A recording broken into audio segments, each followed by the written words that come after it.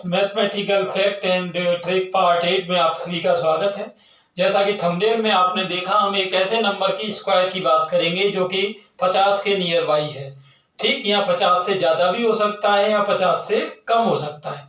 सबसे पहले अपन इसको पहले पार्ट में देखते हैं, 50 से थोड़े कम नंबर को। जैसे कोई भी मैं रैंडम डिजिट ले रहा हूं जो 50 से थोड़ी सी कम है। जैसे मैंने ले लिया 47।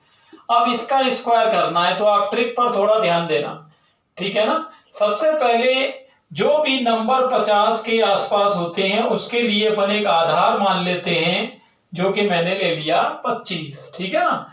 अब आपको ये देखना है कि ये जो 47 है और 50 के आसपास ही नंबर है, तो 50 और 47 में कितने का अंतर है? वो नंबर है 3। 50 और 47 में अंतर कितने का है? 3 का। आपको अब करना है इस 3 का स्क्वायर, तो ये हो गया आपका 9। और अगर ये स्क्वायर करने पर एक ही डिजिट का नंबर आए, जैसा कि सिंगल डिजिट आए ये, तो आप 0 लगा के इसे डबल डिजिट बना लेंगे। इसका रीजन मैंने पहले पार्ट में बताया था, ठीक है ना। अब ये हो गया 09। अब आधार क्या है आपका? 25 में से जो आपका ये अंतर आया था उसे घटाना है, तो 25 में से 3 गया, ये आपका हुआ 22। अब आप कैलकुलेटर से इसको चेक कर सकते हैं, तो 47 का स्क्वायर करने पर आपको यही मिलेगा 2209। चलिए एक नंबर और करके देखते हैं। अब की बार मैंने ले लिया, जैसे नंबर आपका ले लिया मैंने 46। ये नंबर मैंने ले लिया है 46। इसका स्क्वायर देखते हैं, तो फिर से बात वही है। 50 और 46 में कितने का अंतर है?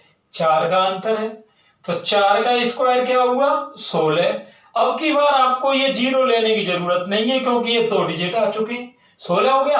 अब आप ये देखिए, आधार क्या था? 25। आधार वही रखना है क्वेश्चन के लिए, तो 25 में से आप इस 4 को माइनस करेंगे, ये आपका हो गया 21। आप इसको चेक कर सकते हैं।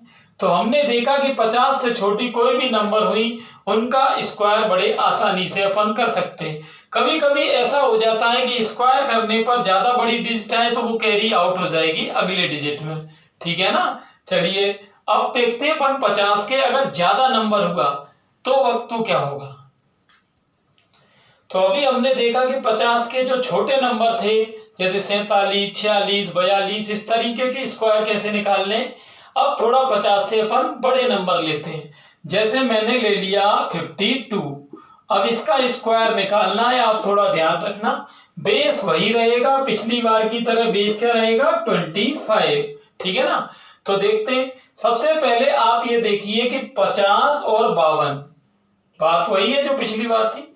50 और 52 में कितने का अंतर है? ये अंतर है 2 का। अब जो अंतर आया उसका करना है स्क्वायर, तो 2 का स्क्वायर हुआ 4, और अगर एक ही अंक आए तो एक 0 लगा लेंगे, ठीक है, डबल डिजिट बनानी है। अब आप ये देखिए, बेस क्या था? 25। पिछली बार जब 50 से कम नंबर लिए थे तो आपने इस 25 में से इसको घटाया था।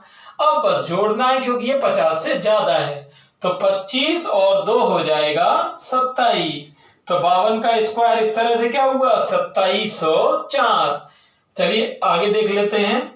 मैंने अगला नंबर ले लिया है 54, ठीक है ना, 54। तो क्या बताया था मैंने? क्या बताया था कि 50 और 54, उसमें कितने का अंतर है? ये अंतर हो गया आपका 4 का। 4 का स्क्वायर हो गया 16, ठीक है। 0 लगानी नहीं, क्योंकि पहले से ही 2 अंक हैं।